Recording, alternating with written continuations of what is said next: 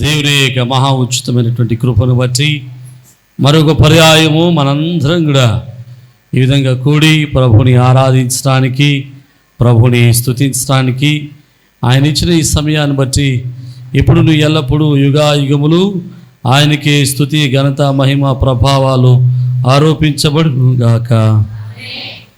దేవుని యొక్క సన్నిధిలో దేవుని చేత ప్రేమిపబడి, క్రీస్తు రక్తంలో కడగబడి, విశ్వాసముందు భాగ్యవంతులుగా ఎంచబడి, పరలోక రాజ్యం కొరకై వారసత్వాన్ని సంపాదించుకుని పరలోక రాజ్యం కొరకై ఎదురు చూస్తున్న మీ అందరికీ కూడా ప్రభువైన యేసు నామములో షలోమ్. దేవుని కృపా సమాధానాలు ప్రభు మనెల్లరికీ అనుగ్రహించును గాక.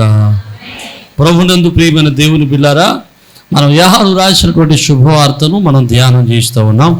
ఈ యోహాను శుభవార్త ధ్యానంలో మనం ఇప్పటికే 14 అధ్యాయాలు పూర్తి చేసుకోవడానికి దేవుడు సహాయం చేశారు. ఇక 15వ అధ్యాయంలోనికి మనం వెళ్దాం.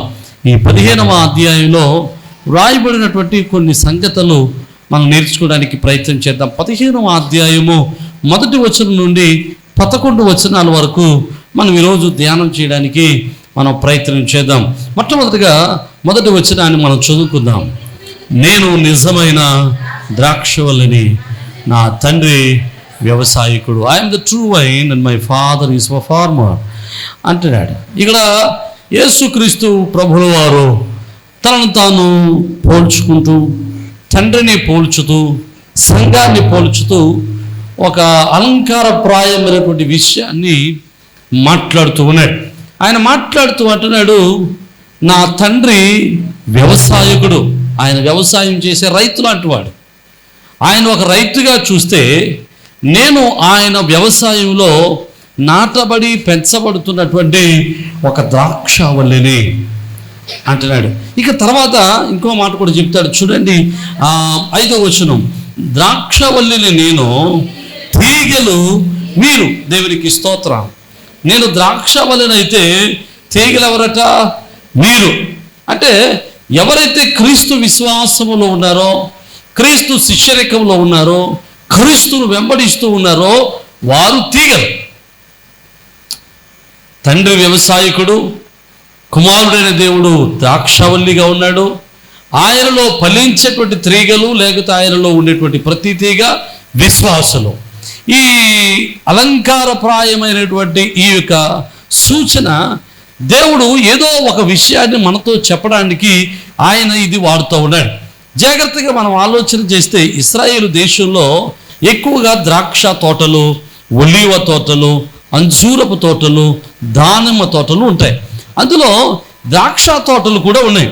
ఈ ద్రాక్ష తోటను అక్కడ ఎక్కువగా పండిస్తూ ఉంటారు కనుక ఆ ద్రాక్ష తోటను చూసిన వాడికి క్రీస్తుని గురించి, సంఘమును గురించి, తండ్రిని గురించి సరైనటువంటి అవగాహన కలుగుతుంది అనేటువంటి ఉద్దేశంతో యేసువారు ఈ అలంకారప్రాయాన్ని ఉపయోగిస్తున్నాడు. అంతేకాదు యేసువారే కాదు, ఈ అలంకారప్రాయాన్ని మనం ఈ పాత నిబంధనలు కూడా దావీదు వాడినట్లు మనం చూస్తాం.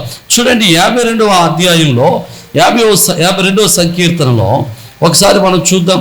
8వ వచనంలో, నేనైతే దేవుని మందిరంలో పచ్చని ఒలీవ మొక్క వలె, ఒలీవ చెట్టు వలె ఉన్నాను. అంటే ఇది మెటాఫోరికల్గా లేదా అలంకారప్రాయకంగా దేవుడు వాడుతున్నటువంటి, తన ప్రజలకు వాడుతున్నటువంటి ఒక చక్కటి మాట.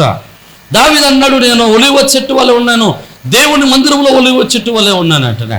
అలాగే తన సంఘాన్ని కూడా దేవుడు, యేసుక్రీస్తు ప్రభుల వారు ఒలీవ చెట్టుకు అంటుకట్టబడిన తీగల వలె, ఫలించే తీగల వలె ఉండాలని ఆయన ఆశపడుతూ ఉన్నాడు. దేవునికి స్తోత్రం చెబుదాం. హల్లెలూయా. ప్రియమైన దేవుని బిడ్డలారా, ఆయన తన తీగలను, లేకపోతే తన సంఘాన్ని తీగలకు పోల్చుతూ ఉన్నాడు. ఎందుకు తీగలకు పోలుస్తూ ఉన్నాడంటే, జాగ్రత్తగా వినాలి.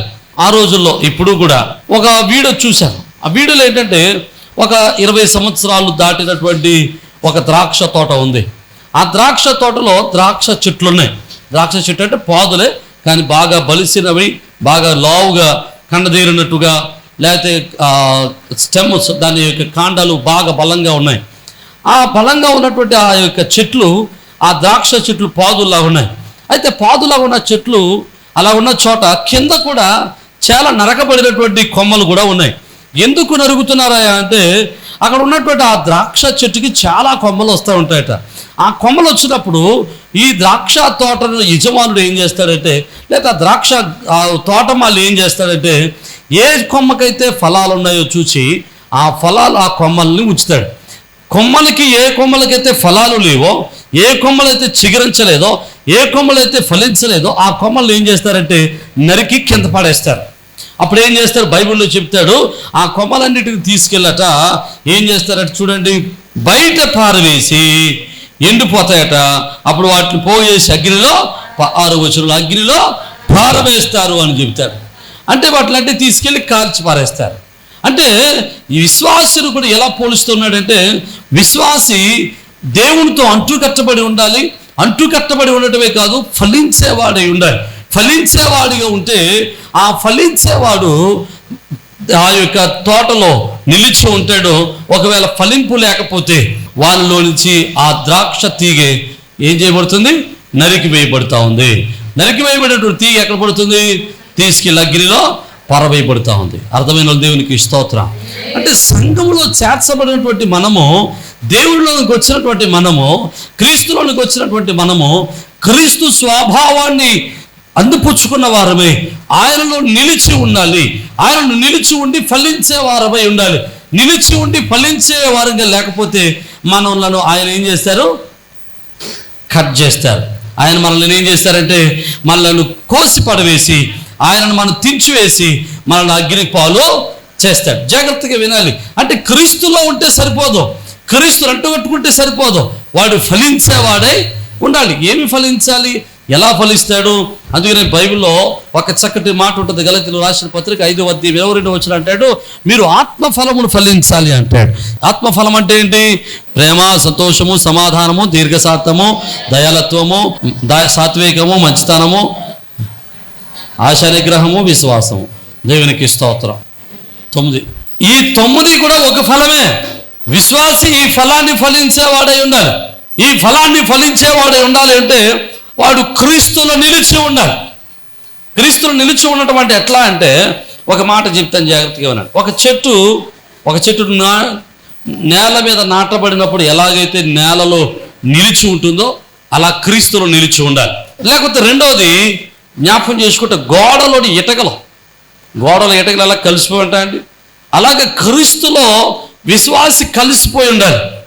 లేకపోతే ఇంకొక మంచి మాట చెప్తాను, శరీరములో అవయవాలు ఎలాగైతే శరీరానికి అతుకబడి ఉంటాయో అలాగే క్రీస్తు వారితో కూడా మనము అతుకబడిన వారమై ఉండాలి. అంతేగాని మనం వేరుగా ఉండి మనం ఏమీ చేయలేం. దేవునికి స్తోత్రం చెబుదాం. హల్లెలూయా. ప్రియమైన దేవుని, క్రీస్తు శరీరంలో మనము అతుకబడిన వారమై, క్రీస్తుతో పాలిభాగస్తులమై, క్రీస్తుతో నడవబడిన వారమై, క్రీస్తు వంటి వారమై ఉండాలి. అందుకనే చాలామంది క్రైస్తవులుగా పిలువబడతారు కానీ క్రైస్తవులుగా జీవించారు. బిల్లీ గ్రహాం అనేటువంటి ఒక దైవజనుడు ఒక చక్కటి మాట అన్నాడు, మనము క్రైస్తవులుగా పిలువబడ్డానికి దేవుడు ఏర్పరచుకోలేదు కానీ క్రైస్తవులుగా జీవించడానికి, క్రీస్తు వలె జీవించడానికి దేవుడు మనల్ని ఏర్పరచుకున్నాడు అంటాడు. ఎలాగట? క్రైస్తవులుగా పిలువబడ్డానికి దేవుడు మనల్ని ఏర్పరచుకోలేదు కానీ ఎందుకు ఏర్పరచుకున్నాడు? క్రీస్తు వలె బ్రతకడానికి, క్రీస్తు వలె జీవించడానికి దేవుడు మనలను ఏర్పరచుకున్నాడు. క్రీస్తు వలె ఎవడు బ్రతకగలుగుతాడు? క్రీస్తులో అంటు కట్టబడినవాడు, క్రీస్తులో నిలిచి ఉన్నవాడు, క్రీస్తుతో పోలినవాడు, క్రీస్తుతో నడిచినవాడు, క్రీస్తును వర్తిపుచ్చుకున్నవాడు, క్రీస్తు యొక్క గుణ సౌందర్యాన్ని అందిపుచ్చుకుని తన యొక్క సౌందర్యంగా మార్చుకుని, క్రీస్తు గౌనాన్ని అందిపుచ్చుకుని, క్రీస్తు గుణాలను అనుసరించి నడిచేవాడు, క్రీస్తును వెంబడించేవాడు క్రీస్తు వలె ఉండగలుగుతాడు. నమ్మితే దేవునికి స్తోత్రం చెబుదాం. హల్లెలూయా. ప్రియమైన దేవుడు, ఒకవేళ నువ్వు క్రీస్తులో అంటు కట్టబడగలిగిన వాడవైతే, క్రీస్తుతో ఉండగలిగిన వాడవైతే నీకు 3 మేలులు కలుగుతాయని ఇక్కడ యేసు ప్రభువులు వారు చెప్తా ఉన్నారు. అందులో మొదటిది మనం జ్ఞాపకం చేసుకుందాం. చూడండి, 5వ వచనాన్ని మనం చూద్దాం. 5వ వచనం చివరి మాటలో, నాకు వేరుగా ఉండి మీరేమీ చేయలేరు. నాకు వేరుగా ఉండి మీరేమి అంటే, నేను క్రైస్తవుని కానీ క్రీస్తుతో ఉన్నాను, దేవుడు లేకపోయినా నేను ఏదైనా చేసేస్తాను అనేటువంటి ఆలోచన ఉంటే అది ప్రక్కనెట్టుకోవాలి. మనము క్రీస్తు లేకుండా, క్రీస్తుతో అంటుకట్టబడకుండా, క్రీస్తు స్వారూప్యంలోనికి రాకుండా మనం ఏమీ చేయలేం. ఇదే మాటను అపోస్తలుడైన పౌలు మరో విధంగా చక్కగా మనకు అర్థమయ్యేటట్టు రాస్తాడు. పిలిపిలు రాస్తూ 4వ అధ్యాయం 13వ వచనం అంటాడు, నన్ను బలపరుచు అని అందే నేను సమస్తమును చేయగలను అంటాడు. అంటే మనల్ని బలపరిచే దేవుని యందు అనగా మనం ఎవరితో అంటుకట్టబడి ఉన్నామో ఆయనలో మనం నిలిచి ఉంటే మనము సమస్తమును చేయగలము. నమ్ముతున్న వారు దేవునికి స్తోత్రం చెబుతాం. హల్లెలూయా. ఎప్పుడో కానీ ఒక చక్కటి ఫోటో చూశాను నేను.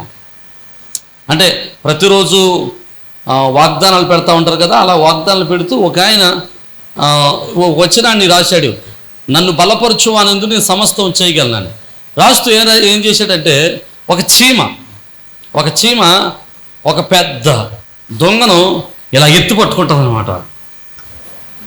పెద్ద దొంగను ఎత్తి పట్టుకుంటుంది. చీమ ఎంత ఉంటుంది, పెద్ద దొంగ ఎంత ఉంటుంది? దొంగను చీమ మొయ్యగలదంటారా? మొయ్యలేదు. కానీ అక్కడ చూపించడానికి, మనకు అర్థమవడానికి, చెప్పడానికి ఏంటంటే నువ్వు చేయలేని కార్యాలు నీ చేత ప్రభు చేయిస్తాడు. నమ్మితే దేవునికి స్తోత్రం చెబుదాం. హల్లెలూయా. నువ్వు ప్రభువులో నిలిచి ఉంటే, నువ్వు దేవుల్లో నిలిచి ఉంటే, నువ్వు ఏ కార్యం అయితే చేస్తున్నావో, ఏ వ్యాపారం అయితే చేస్తున్నావో, ఏ ఉద్యోగం అయితే చేస్తున్నావో, ఏ వ్యవసాయం అయితే చేస్తున్నావో, ఆ వ్యవసాయంలో నీ ఊహించిన దానికంటే, నీ స్నేహితులు ఊహించిన దానికంటే, నీ తోటి వారికి పండిన దానికంటే శ్రేష్టమైన పంటలు నీకు అనుగ్రహించుటకు ఆయన సమర్థుడు. అందుకనే ఇసాకు పంటను వేసినప్పుడట ఆ చుట్టుపక్కల ఎవరికి పండనంతగా 100 ఫలాన్ని పొందుకున్నాడట. నమ్మినవారు దేవునికి స్తోత్రం చెబుదాం. హల్లెలూయా. నేనంటున్నాను, మనం చేయడంలో మనలో ఏమీ లేదు, మనం చీడులు ఏమీ లేదు. మనం శక్తిహీనులమే, మనం బలహీనులమే, మనం చిన్నవారమే, మనం శోధకులమే, మనం బలహీనులమే. కానీ మనం ఏర్పరచుకున్న దేవుడు, మనం నమ్ముకున్నటువంటి దేవుడు, మనం ఎవరితో అంటుకట్టబడ్డామో ఆ దేవుడు మనకంటే గొప్ప దేవుడు. నమ్మిన వారు దేవునికి స్తోత్రం చెబుదాం. హల్లెలూయా. ఈరోజు మీకు మంచి మాట చెబుతాను, మిమ్మల్ని దేవుడు బలపరచడానికి సిద్ధంగా ఉన్నాడు. మీరు ఏదైతే కార్యాలు తలపెడతా ఉన్నారో, మీరు ఏ కార్యాలు అయితే చేయాలని ఆలోచిస్తున్నారో, ఏ తలంపులతో అయితే మీరు ఉన్నారో, మీరు ఒకవేళ దేవునితో అంటుకట్టబడిన వారైతే ఈరోజు మీరు చేసే ప్రతి కార్యంలో ఉన్నతమైన విజయాలు ప్రభు మీకు దయచేయను గాక, ఉన్నతమైన సఫలత ప్రభు మీకు దయచేయను గాక, మీ వ్యవసాయాలు ఆయన దీవించును గాక, మీ వ్యాపారాలు ఆయన దీవించును గాక, మీ చేత ఉన్నతమైన ఘనమైన కార్యాలు ఆయన జరిగించును గాక. హల్లెలూయా. హల్లెలూయా. ప్రియమైన దేవుని బిడ్డలారా, మీకు చక్కటి మాట నేను చెప్పి నేను ముగించడానికి, ముందరకు వెళ్ళడానికి ప్రయత్నం చేస్తాను. మనం మన సంఘము ఇంచుమించు 300 మంది. అంటే ఒక సాధారణంగా చిన్న సంఘమే 300 మంది. ఈ సంఘంలో 300 మంది ఉన్నారు. ఇందులో ఈ 300 మంది చిన్న సంఘంలో దేవుడు మనం సంఘము దేవునితో అంటుకట్టబడ్డాం కనుక, క్రీస్తుతో మనం అంటుకట్టబడ్డాం కనుక దేవుడు మన చేత కూడా ఘనమైన కార్యాలు జరిగిస్తూ ఉన్నాడు. దేవునికి స్తోత్రం చెబుదాం. హల్లెలూయా. సంఘము మనం చూడడానికి చాలామందికి ఎలా ఉంటుందంటే, మనం ఆదివారం వెళ్తున్నాం, ఆదివారం వచ్చేస్తున్నాంలే అనుకుంటున్నాను. కానీ దేవుడు సంఘము ద్వారా ఎలాంటి కార్యాలు జరిగిస్తున్నాడో మనకు తెలియదు, మనం గమనించాం. మీకు కొన్ని విషయాలు చెబుతాను చూడండి.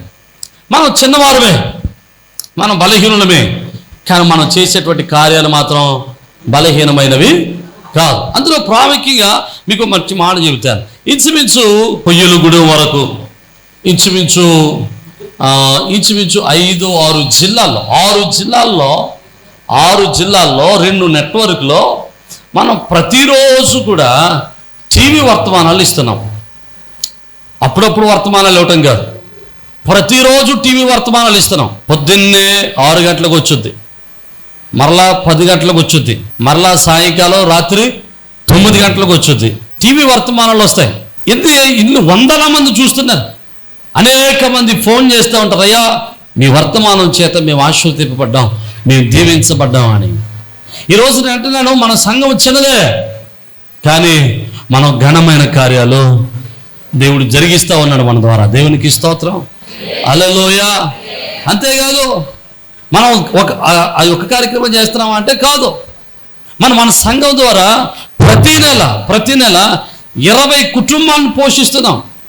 తండ్రిని కోల్పోయినటువంటి అనాథ బిడ్డలకు, లేకపోతే భర్తను కోల్పోయినటువంటి యవనస్తురాలకి ఇంచుమించు 20 మందిని మనం పోషిస్తూ ఉన్నాం. అది మాట్లాడేం కాదు. ఇంచుమించు 600 నుంచి 1000 రూపాయల వరకు ఉంటుంది ఒక్కొక్క కిట్టు. అవి ఉన్నాయి, కిట్లు ఉన్నాయి, ఇంకా మిగిలి ఉన్నాయి. 6 కిట్లు 20 కిట్లు ఇస్తున్నాం. 600 నుండి ఇంచుమించు 1000 రూపాయల వరకు ఉంటుంది ఒక్కొక్క కిట్టు. ఇంచుమించు నెలకి 20,000 రూపాయలు ఖర్చు పెడుతున్నాం. ఇది సాధారణమైన విషయం కాదు. మన సంఘం ఎంత, మన సంఘ ఆదాయం ఎంత, మనమెంత, ఇంత కార్యం చేయడానికి దేవుడు మనలను ఏం చేశాడు? బలవంతులు చేశాడు. ఆమేన్, హల్లెలూయా.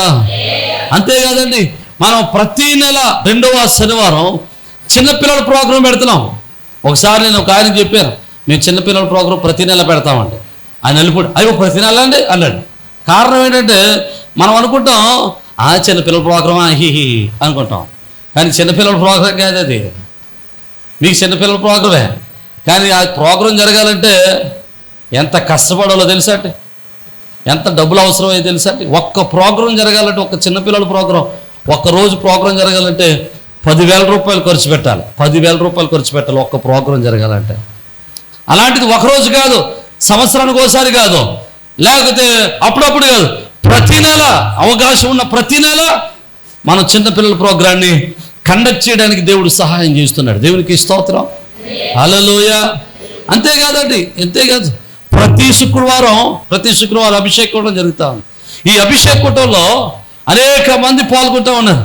ఎంతమంది వచ్చినా అంతమందికి మనం భోజనం పెట్టడానికి దేవుడు సహాయం చేస్తున్నాడు. ఆమేన్, హల్లెలూయా, హల్లెలూయా. ప్రియమైన దేవుడు ఇంకా మనం జ్ఞాపకం చేసుకుంటే, అంతేకాదు మనం సేవకుల యొక్క సహవాస కూటం నడిపిస్తూ ఉన్నాం. రేపు 2వ తారీఖున సహవాస కూటం జరుగుతూ ఉంది. దేవుడు వారందరికీ సహకరించడానికి, సేవకులకు కూడా గిఫ్ట్లు ఇవ్వడానికి దేవుడు సహాయం చేస్తూ ఉన్నాడు. నేనంటే మనం చిన్నవారమే చూడడానికి, కానీ మనం చేసేటువంటి కార్యాలు దేవుడు మన ద్వారా అద్భుతాలు జరిగిస్తూ ఉన్నాడు. నమ్మిన వారు దేవునికి స్తోత్రం చెబుదాం. హల్లెలూయా. అద్భుత కార్యాలు సంఘం ద్వారా దేవుడు జరిగిస్తూ ఉన్నాడు. నమ్మిన వారు దేవునికి స్తోత్రం చెబుదాం. మీకు మంచి మాట చెప్పరా, ఇన్ని కార్యక్రమాలు, ఇన్ని పనులు ఎలా జరుగుతున్నాయని మీరు అనుకోవచ్చు. నేను ఒకటే మాట చెబుతాను, ఈ పనులన్నీ మీరు ఇచ్చేటువంటి కానుకల ద్వారా, మీరు ఇచ్చే దశమ భాగాల ద్వారా, మీరు ఇచ్చే కృతజ్ఞతార్పణల ద్వారా ఇంత పని జరగడానికి దేవుడు సహాయం చేస్తూ ఉన్నాడు. దేవునికి స్తోత్రం. ఒకవేళ నేను ఇవ్వలేదు అని మీకు అనిపిస్తే, నేను ఇవ్వట్లేదు అయినా ఇంత పని జరుగుతుందంటే, నేను ఇస్తే ఇంకెంత జరుగుతుంది అనిపిస్తే, ఖచ్చితంగా మీరు కూడా ఏం చేయాలి? మీ ప్రేమపూర్వకమైన కానుకలు దశమ భాగాలు ఇస్తే, మీరు ఇచ్చే ప్రతి కానుక, ప్రతి అర్పణ దేవుని పని కోసమే వాడుతూ ఉన్నాం. నమ్మిన వారు దేవునికి స్తోత్రం చెబుదాం. హల్లెలూయా. మీ పనిని, మీరు ఇచ్చేటువంటి కానుకలు దీవెనకరంగా ఉండాలంటే, మీరు ఇచ్చినటువంటి కానుకలు అనేక మందికి దీవెనకరంగా ఉండాలంటే, మీరు ఇచ్చేటువంటి కానుకలు అనేక మందికి ఆశీర్వాదకరంగా ఉండాలంటే, తప్పనిసరిగా మీరు మీ కానుకలు ఇవ్వండి, మీ అర్పణలు ఇవ్వండి. మీరు ఖచ్చితంగా మమ్మల్ని ప్రోత్సహించండి. దేవుని సన్నిధిలో ఇంకా బలమైన కార్యాలు ప్రభు కోసం జరిగిందాం. నమ్మిన వారు దేవునికి స్తోత్రం చెబుదాం. ఎప్పటికే చాలామంది కానుకలు ఇస్తూ ఉన్నారు, అనేక మంది గుప్పలు తెరుస్తూ ఉన్నారు. గుప్పలు తెరుస్తున్న ప్రతి కుటుంబాన్ని దేవుడు ఆశీర్వదించును గాక. గుప్పలు తెరుస్తున్న ప్రతి కుటుంబాన్ని దేవుడు దీవించును గాక. వారి కుటుంబాల్లో 100 ప్రతిఫలాలు ప్రభు దయచేయును గాక. నమ్మిన వారు దేవునికి స్తోత్రం చెబుదాం. హల్లెలూయా. ఇక్కడ చక్కటి మాట అంటున్నాడు, ఎవరైతే క్రీస్తులో నిలిచి ఉంటారో, ఎవరైతే ఆయనలో నిలిచి ఉంటారో వారు ఏం చేయగలరట? బలమైన కార్యాలు చేయగలరు. దావీదు అంటాడు, అయ్యా నేను ఎక్కలేని ఎత్తైన కొండలపైకి, ఎత్తైన స్థలము వైపు నన్ను ఎక్కించు. దావీదు ఎక్కలేని ఎత్తైన స్థలం వైపు ఎక్కించాడు దేవుడు. ఎక్కడ ఉండవలసిన వాడు దావీదు? దావీదు అరణ్యములో ఉండవలసిన వాడు, ఒంటరిగా ఉండవలసిన వాడు, గొర్రెలు మేపుకుంటూ ఉండాల్సిన వాడు. కానీ దేవుడు దావీదును తీసుకెళ్ళి ఎక్కడ కూర్చోబెట్టాడు? రాజసింహాసనం మీద కూర్చోబెట్టి రాజుగా చేశాడు. నమ్మిన వారు దేవునికి స్తోత్రం చెబుదాం. నేనంటాను, నువ్వు దేవుడు నిలిచి ఉంటే, దేవునికి అభిషేకంతో నిలిచి ఉండగలిగితే, ఆయన చెప్పిన మాటను వినగలిగితే, ఆయన మాటలో నువ్వు నడవగలిగితే, నీవు కూడా దేవుడు నీ జీవితంలో కూడా అద్భుతాలు చేయగలడు. నిన్ను కూడా నీ ఊహించిన దానికంటే శ్రేష్టమైన ఆశీర్వాదాలతో నిన్ను నింపుటకు ఆయన సమర్థుడు. నమ్మిన వారు దేవునికి స్తోత్రం చెబుదాం. హల్లెలూయా. ఇక రెండో విషయాన్ని మీకు జ్ఞాపకం చేస్తారు. రెండో విషయం 15వ అధ్యాయము 7వ వచనం, నా యందు మీరును మీ యందు నా మాటలు నిలిచి ఉండి నీడలా మీకేది ఇష్టం అడుగుడి, అది మీకు అనుగ్రహింపబడును. దేవునికి స్తోత్రం. రెండవది, మీరు నా యందు నిలిచి ఉంటే, నేను మీ యందు నిలిచి ఉంటే, నా మాటలు మీ యందు నిలిచి ఉంటే మీకేది ఇష్టమో అడగండి, అది ఏమవుతుందట. 16వ అధ్యాయం 23వ వచనం కూడా చదవండి ఒకసారి. 24వ వచనం 24, ఇదివరకు మీరేమి నా పేరట అడగలేదు, మీ సంతోషము పరిపూర్ణమవునట్లు అడగాలి. దేవునికి స్తోత్రం. ఎలాగట? ప్రభు ఏమన్నాడు తెలుసా? మీకు ఏది ఇష్టం అడగండి, అది మీకు ఇస్తాను. అడిగేటప్పుడు మీకు ఇష్టమైందే కాదు, ఎలాగ అడగాలట? మీ సంతోషము పరిపూర్ణమైనట్లు అడగాలట. ఇంకో మాట కూడా చెబుతాను చూడండి. యాకోబు రాసిన పత్రిక 4వ అధ్యాయము 2వ వచనంలోని చివరి మాట, దేవుని అడుగనందున మీకేమీ దొరకదో. మీరు దేవుణ్ణి అడగట్లేదు కాబట్టి మీకేమీ దొరకట్లేదు అంటున్నాడు. నా మాటలు అర్థమవుతున్నాయా? మీకేది ఇష్టం అడగండి, మీకు ఇష్టమైంది అడగటం కాదు, మీ సంతోషము పరిపూర్ణమైనట్టు అడగండి, నేను ఇస్తాను. మీకు ఎందుకు దొరకట్లేదు అంటే, మీరు ఎందుకు సంపాదించుకోలేకపోతున్నారంటే, ఎందుకు మీరు దీవెనకర్తలుగా ఉండలేకపోతున్నారంటే మీరేమీ అడగట్లేదు. నన్ను మాట చెప్పరామండి. అసలు చాలామంది ప్రార్థన చేస్తే అన్ని అడుగుతాం, అసలు కొంతమంది అలా ప్రార్థనే చేయరు. కానీ బైబిల్ ఏమన్నాడు తెలుసా? నువ్వు ప్రార్థన చేయి, నువ్వు అడుగు, నీకేది ఇష్టం అడుగు, నేను ఇస్తాను. దేవునికి స్తోత్రం. నీకు ఇష్టమైంది అడిగేటప్పుడు ఎలా అడగాలట? నీ సంతోషము పరిపూర్ణమయ్యేటట్లు. మీకు మంచి ఉదాహరణ చెప్తాను. అడగటం అంటే ఎలా అడగాలో ఓ మంచి ఉదాహరణ చెప్తే జాగ్రత్తగా వినండి. నేను కారు కోసం ప్రార్థన చేస్తున్నాను. నన్ను ఆత్మీయంగా బలపరుస్తున్నటువంటి దైవజనుడికి, నా మెంటర్కి నేను చెప్పాను, అయ్యా నాకు కారు అవసరం, ప్రార్థన చేయండి అని. అప్పుడు ఆయన ఏమన్నాడు తెలుసా? నేను నీకోసం ప్రార్థన చేస్తాను కానీ ఏ కారు కావాలి, నాకు స్పెసిఫిక్గా కావాలన్నాడు. స్పెసిఫిక్గా అంటే చాలా వివరంగా కావాలి. ఎలాగా? నీకు ఏ మోడల్ కారు కావాలి, ఏ కంపెనీ కారు కావాలి, ఆ కంపెనీ కారులో ఏ రంగు కావాలి, కలర్ కూడా ఏం కలర్ కావాలి, ఆ కలర్లో ఒకవేళ నీకు పెట్రోల్ కావాలా, డీజిల్ కారు కావాలా, సిఎన్జి కారు కావాలా, ఏ ఫ్యూయల్ కావాలి, ఒకవేళ ఆటోమేటిక్ కారు కావాలా, గేర్ ఉండే మాన్యువల్ కారు కావాలా. అంటే కారు కోసం ప్రార్థన చేయడం కాదు. అయ్యా పలానా కారు, పలానా రంగు, పలానా సిఎన్జి, లేకపోతే పలానా ఫ్యూయల్, అయ్యా పలానా 7 సీటరు, ఇలాగ స్పెసిఫిక్గా పలానా కంపెనీ, స్పెసిఫిక్గా చాలా వివరంగా ప్రభువుని అడగాలట. ఎందుకో తెలుసా? నీ సంతోషం ఎలా ఉండాలి? పరిపూర్ణంగా ఉండాలి. దేవునికి స్తోత్రం చెప్పాలి. హల్లెలూయా. అంటే ఏదో కారు కొనుక్కున్నాలే, ఏదో కారు వేసుకుని తిరుగుతున్నావులే కాదు, ఏదో కారు ఉందలా తిరగడం కాదు. నీకు నచ్చిన కారు, నీకు ఇష్టమైన కారు, నీకు ఇష్టమైన నీ ఆలోచన తగినటువంటి విధానంలో కారు కావాలి. నమ్మిన వారు దేవునికి స్తోత్రం. అంటే అదిగో ప్రభు అంటే నీకేది ఇష్టమో అడుగు. అడిగేటప్పుడు ఒక కండిషన్ మాత్రం ఉంది. ఏంటో తెలుసా? చూడండి, 4వ అధ్యాయము, యాకోబు రాసిన పత్రిక 4వ అధ్యాయము 3వ వచనం, మీరు అడిగినను మీ భోగముల నిమిత్తము వినియోగించుటకై దురుద్దేశంతో అడుగుతారు కనుక మీకేమీ దొరకదు. అడుగుతారు కానీ ఎలా అడుగుతారట? దురుద్దేశంతో అడుగుతారు, మీ భోగముల నిమిత్తం అడుగుతారు. అందుకని అడిగేటప్పుడు మన అవసరాన్ని బట్టి అడగాలి, అంతేగాని ఏదడిగితే అది ఇస్తా అన్నాడు కదా దేవుడు అని, ప్రభువా ఈరోజు బ్యాంకు దొంగతనం చేయడానికి వెళ్తారా నాయన, తోడుగా ఉన్నాయన అని ప్రార్థన చేయకూడదు. లేకపోతే ప్రభువా వంకాయలు కోసుకోవడానికి వెళ్తారా నాయన, రైతు కనబడకుండా చేయనైనా అని ప్రార్థన చేయకూడదు. అంటే నువ్వు అడిగేటప్పుడు దురుద్దేశంతో అడగొద్దు, అవసరం కొలితే అడుగు. ఇప్పుడు నేను కారు అడుగుతున్నాను అనుకోండి, కారు అడుగుతున్నప్పుడు ప్రభా నాకు అమెరికాలో తిరుగుతారు, చాలా క్లియరెన్స్గా కింద వరకు ఉంటుంది అనమాట. అలాంటి కారు అయినా నన్ను అడిగాను అనుకోండి, దాన్ని ఇప్పుడు నేను ఎక్కడ తిప్పుతాను? ఇక్కడ రోడ్లు కట్టేసుకుంటుంది. అమెరికాలో అయితే కార్లు రోడ్లు సమానంగా ఉంటాయి కాబట్టి అక్కడ తిరుగుతాయి, మనకి తిరుగుతాయా? తిరగదు. మొన్నకులాగే సువార్త దండయాత్రకి వెళ్ళినట్లు ఆ కొండలోకి వెళ్తే మొన్న తీసుకెళ్ళుకోవారే కింద తగిలేసేది, అది కిందకి అసలు పని చేయదు. అంటే మనం అడిగేటప్పుడు స్పెసిఫిక్గా నీ అవసరం ఏంటో, నీ స్థితి ఏంటో, నీకు ఎలాంటిది అవసరమో దాన్ని బట్టి అడిగి, కానీ దురుద్దేశంతో అడగొద్దు. నమ్మిన దేవునికి స్తోత్రం చెబుదాం. హల్లెలూయా. ప్రభు అంటున్నాడు, ప్రభు మాట ఇస్తున్నాడు. ఏమన్నా తెలుసా?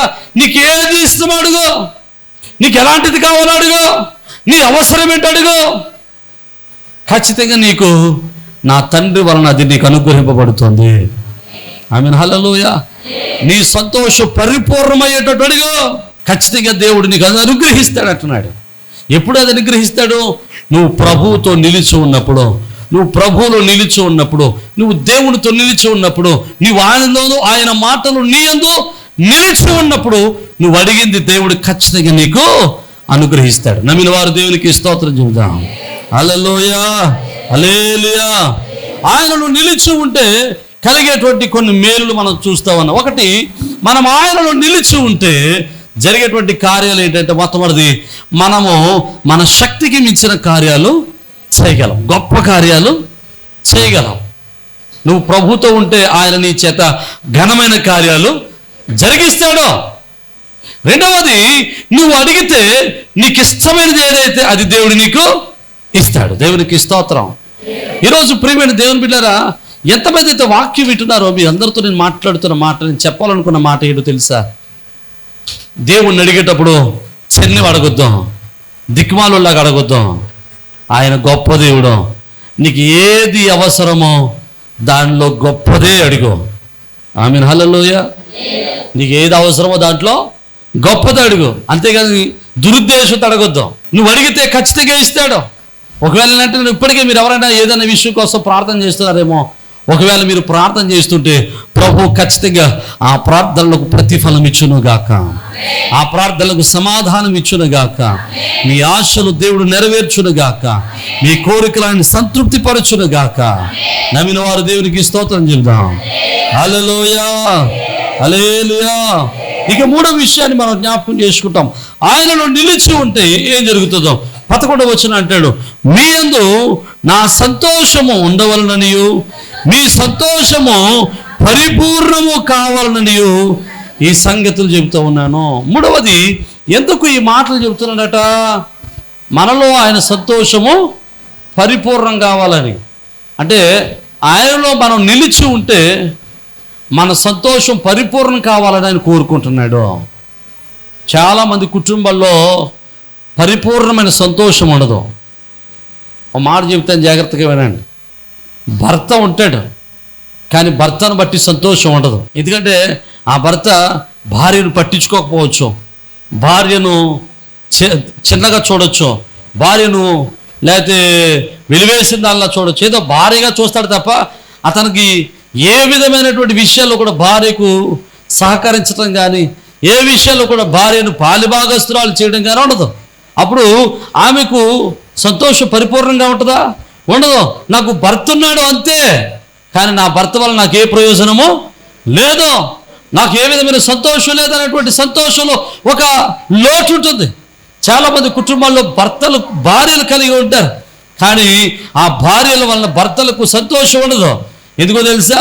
ఏమో ఆమె వ్యభిచారం వలన, లేదా ఆవిడకున్నటువంటి మరో మనస్తత్వం వలన, లేదా ఆవిడకున్నటువంటి లోబడిన తనం వలన భర్తలకు సంతోషం పరిపూర్ణంగా ఉండకపోవచ్చు. చాలామంది తల్లిదండ్రులు పిల్లలు ఉంటారు, కానీ పిల్లలు చెప్పుకోవడానికి పిల్లలు ఉంటారు, కానీ ఆ పిల్లలు తల్లిదండ్రులకు మాట వినరు. చెప్పుకోవడానికి పిల్లలు ఉంటారు, కానీ వారి పిల్లలు మా మాట వింటారు అని చెప్పుకునే సంతోషం వాళ్ళకి ఉండదు. చాలామందికి ఆస్తి ఉంటుంది, భాగ్యం ఉంటుంది, కానీ ఆ భాగ్యము వారికి అక్కరకు రాదు. డబ్బు ఉంటుంది, అక్కరకు రాదు. వారి సంతోషము పరిపూర్ణం కాదు. కానీ ప్రభు అంటున్నాడు, మీరు నాలో నిలిచి ఉంటే మీ సంతోషాన్ని నేను పరిపూర్ణం చేస్తాను. దేవునికి స్తోత్రం. ఈరోజు నీ సంతోషానికి ఎక్కడ లోటు ఉందో నాకు తెలియదు. ఈరోజు సంతోషంలో నువ్వు ఎక్కడ దిగజారిపోయావో నాకు తెలియదు, ఎక్కడ నువ్వు దుఃఖపడుతున్నావో నాకు తెలీదు, ఎక్కడ వేదన పడుతున్నావో నాకు తెలీదు, ఏ విషయంలో కన్నీరు గారుస్తున్నావో తెలీదు. విషయంలో సగం సంతోషమే ఉందేమో, సగం సంతోషం ఉండి సగం వేదనతో నువ్వు ఉన్నావేమో నాకు తెలియదు. కానీ నా యేసయ్య నీతో ఈ మాట చెప్పన్నాడు, నువ్వు ప్రభువుతో నిలిచి ఉంటే నీ సంతోషాన్ని ఆయన పరిపూర్ణంగా మార్చగలడు. నమ్మిన వారు దేవునికి స్తోత్రం చెబుదాం. హల్లెలూయా. ఆయన నీ సంతోషాన్ని ఆయన సంపూర్ణంగా చేయగలడు. సగం సంతోషాలు ఇచ్చే దేవుడుగా, సగం దీవెనిచ్చేవాడు కాదు ఆయన. మనం ఆశీర్వాదానికి కార్తకులుగా, ఆశీర్వాదం వారసులుగా ఉండడానికి దేవుడు పిలిచాడు తప్ప మనలను నాశనానికి, కష్టానికి, ఇరుకులకు, ఇబ్బందులకు కారకులుగా ఉండడానికి దేవుడు మనల్ని పిల్లలేదు. మనకు సంతోషానికి ఏది ఆటంకంగా వస్తుందో ఆ ప్రతి పరిస్థితిని మార్చుటకు ఆయన సమర్థుడైన దేవుడు. నమ్మిన వారు దేవునికి స్తోత్రం చెప్దాం. హల్లెలూయా. ప్రియమైన దేవుడు అంటుకునే యేసు ప్రభువుల వారు అంటాడు, నేను తండ్రి యందు నిలిచి ఉన్నట్లుగా, తండ్రి ప్రేమలో నిలిచి ఉన్నట్లుగా, నేను తండ్రి మాట విన్నట్టుగా మీరు నా మాట వినండి, నాలో నిలిచి ఉండండి. ఖచ్చితంగా మీరు ఫలిస్తారు. ఫలించడమే కాదు, మీరు అద్భుతాలు చేస్తారు. మీ ద్వారా గొప్ప కార్యాలు జరుగుతాయి. మీ వ్యాపారం దీవింపబడుతుంది, మీ వ్యవసాయం దీవింపబడుతుంది, మీ కుటుంబం దీవింపబడుతుంది. రెండోది అంటాడు, మీకు ఏది ఇష్టమో అడగండి, మీ సంతోషం పరిపూర్ణమవుతాడు అడగండి. ఖచ్చితంగా దేవుడు మీ సంతోషాన్ని పరిపూర్ణం చేసి మిమ్మల్ని తన కృపతో నింపుటకు సమర్థుడు. ఆయన మీ కోరికలను తీర్చుటకు సమర్థుడు, మీ ఆశలు నెరవేర్చుటకు సమర్థుడు, మీ కన్నీరుని తుడుచుటకు సమర్థుడు. అది రాస్తాడు కదా, కీర్తనకారుడు అంటాడు, ఆయన ఎందుకు భయముక్తులు గల వారి కోరికలను ఆయన సంతృప్తి పరచువాడు అని. ఆమేన్. హల్లెలూయా. మూడవది అంటున్నాడు, మీ సంతోషం పరిపూర్ణంగా ఉండాలి. సగం సంతోషం కాదు. ఈరోజు పరిపూర్ణమైన సంతోషాన్ని దేవుడు నీకు ఇవ్వడానికి నీ పరిస్థితులన్నిటిని చక్కపరచునుగాక, నీ పరిస్థితులన్నిటిని మార్చునుగాక. ఏదైతే నిన్ను దుఃఖపరుస్తుందో, ఏదైతే నిన్ను కన్నీరికి కారణం చేస్తుందో ఆ ప్రతి పరిస్థితి యేసు నామములో మార్చబడునుగాక. తలలో ఉంచండి, ప్రార్థన చేద్దాం. ఒక నిమిషం మన హృదయాలు తెరుద్దాం, మన మనస్సులను ప్రభువు వైపు తిప్పుదాం, చిన్న ప్రార్థన చేద్దాం. ప్రభా, మేము నీలో నిలిచి ఉండలేకపోతున్నామేమో. ప్రభా, మేము నీలో నిలిచి ఉండలేకపోతున్నామేమో. నీలో నిలిచి ఉన్న వాళ్ళకి నువ్వు దాచి ఉంచిన మేలు ఎంతో గొప్పదని మాకు సెలవిస్తాం. ప్రభా, నీలో నిలిచి ఉంటే అయ్యా మేము గొప్ప కార్యాలు చేయగలమని, అయ్యా మమ్మల్ని బలపరిచే దేవుని ద్వారా గొప్ప అద్భుతాలు మేము చేయగలమని నీ వాక్యం సెలవిస్తా ఉంది. ప్రభువా, అయ్యా మేము చేసే కార్యాలలో మీ సహాయం దయచేయండి. మేము ఎక్కలేని ఎత్తైన స్థలములను మమ్మల్ని ఎక్కించండి నాయన. మా కాళ్ళు లేడి కాళ్ళగా చేయండి ప్రభువా. నీ కృపను అనుగ్రహించండి. అయ్యా నీలో నిలిచి ఉంటే మీకేది ఇష్టం అడగండి, ఇది ఇస్తారని సెలవిచ్చావు కదా నాయన. నీ బిడ్డలకు నిలిచిన బిడ్డలు ఏది అడుగుతున్నారో, ఏది ఆశపడుతున్నారో, ఏ కోరికతో ఉన్నారో వారి కోరికలని తీర్చండి నాయన. వారి కోరికలు సంతృప్తి పరచండి నాయన. వారి అవసరాలు మీరు తీర్చండి ప్రభువా. నీ కృపచేత వారిని బలపరచండి ప్రభువా. అయ్యా వారి సంతోషం సంపూర్ణం కాలేదేమో నాయన, అసంపూర్ణమైన సంతోషంలో ఉన్నారేమో నాయన. సంపూర్ణమైన సంతోషాన్ని మీరు దాయిచ్చేయండి నాయన. సంపూర్ణమైన నెమ్మది మీరు దాయిచ్చేయండి నాయన. నీ కృపచేత నడిపించి మీరు మహిమ పొందమని యేసు పరిశుద్ధ నామమున బట్టి స్తుతించున్నాం మా పరమ తండ్రి. ఆమేన్, ఆమేన్.